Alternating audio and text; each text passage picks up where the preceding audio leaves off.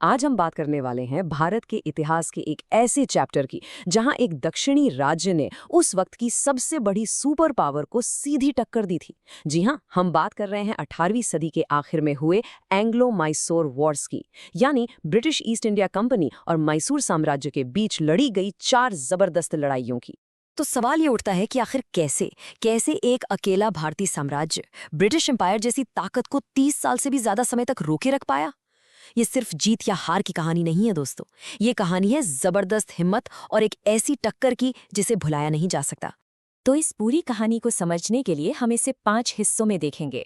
सबसे पहले मैसूर का उदय कैसे हुआ, फिर देखेंगे हैदर अली की लड़ाइयाँ, उसके बाद बात करेंगे टाइगर ऑफ मैसूर यानी टीपू सुल्तान की, फिर देखेंगे कि कैसे इस साम्राज्य का पतन हुआ और आखिर में इसका दक्षिण भारत पर ब्रिटिश कब्जे के लिए क्या मतलब था।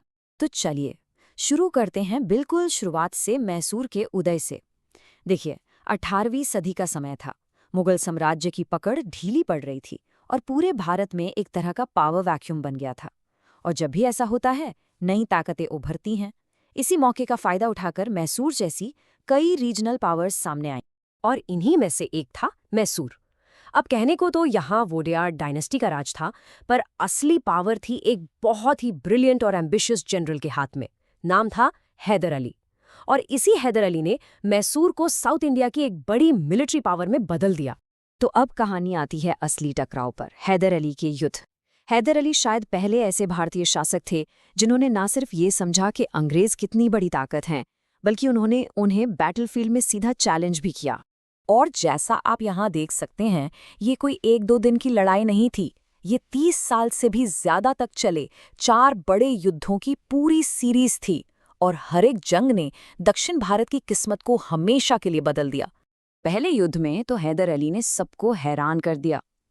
उनकी मिलिट्री स्ट्रैटेजी इतनी कमाल की थी कि उन्होंने अंग्रेजों को बुरी तरह हराया। और इतना ही नहीं, उन्हें मद्रास की संधि साइन करने पर मजबूर कर दिया। सोचिए, ये अंग्रेजों के लिए कितनी बड़ी बात थी कि एक भारतीय शासक के सामने उन्हें झुकना पड़ा। फिर आया दूसरा युद्ध।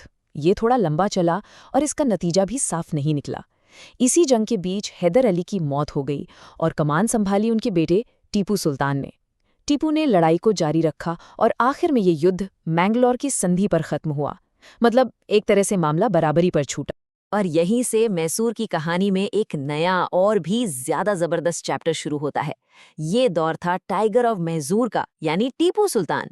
और टीपू सिर्फ एक योद्धा नहीं थे, वो एक कमाल के इनोवेटर भी थे।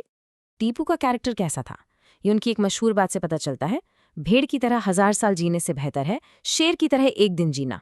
ये सिर्फ एक लाइन नहीं थी, ये उनकी फिलॉसफी थी, आज़ादी और सेल्फ रिस्पेक्ट की सोच। जैसा मैंने कहा, टीपू सिर्फ लड़ना नहीं जानते थे, वो एक विजनरी रूलर थे। उन्होंने ऐसे ऐसे रिफॉर्म्स किए जो अपने वक्त से बहुत आगे थे। उन्होंने लोहे के बने रॉकेट्स बनाए, सोचिए, जिनकी टेक्नोलॉजी ने अंग्रेजों को भी चौंका दिया। इसके अलावा उन्होंने नई करेंसी चलाई, रेशम की खेती को बढ़ावा दिया और जमीन के टैक्स सिस्टम में भी बड़े बदलाव किए।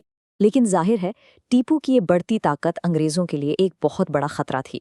तो तीसरे युद्ध में अंग्रेजों ने एक चाल चली। उन्होंने मराठों और निजाम के साथ मिलकर एक बड़ा अलायंस बना लिया। अब इतनी बड़ी ताकत के सामने टीपू अकेले पड़ गए और उन्हें हारना पड़ा। श्रीरंगपट्टनम की संधि हुई और टीपू को अपना आधा राज्य खोना पड़ा। यह हार टीपू के लिए एक बहुत बड़ा सेटबैक था, पर वो टूटे नहीं। और अब हम पहुंचते हैं इस कहानी के आखिरी और सबसे ड्रामेटिक मोड़ पर, श्रीरंगपट्टनम की वो आखिरी लड़ाई जिसने मैसूर की किस्मत का फैसला कर दिया। इस बार अंग्रेज कोई चांस नहीं लेना चाहते थे। उन्होंने मैसूर पर आखिरी हमले के लिए 50,000 सैनिकों की एक मैसिव आर्मी तैयार की। आप अंदाजा लगा सकते हैं उस जमाने में ये कितनी बड़ी सेना रही होगी। तो जरा दोनों तरफ की स्ट्रैटेजीज को देखते हैं।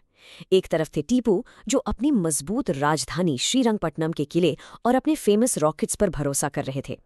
और दूसरी तरफ थी ब्रिटिश कोलिशन, जिनके पास थी जबरदस्त संख्या, बेहतर तोपें और एक प्लान, चारों तरफ से घेर कर हमला करने का।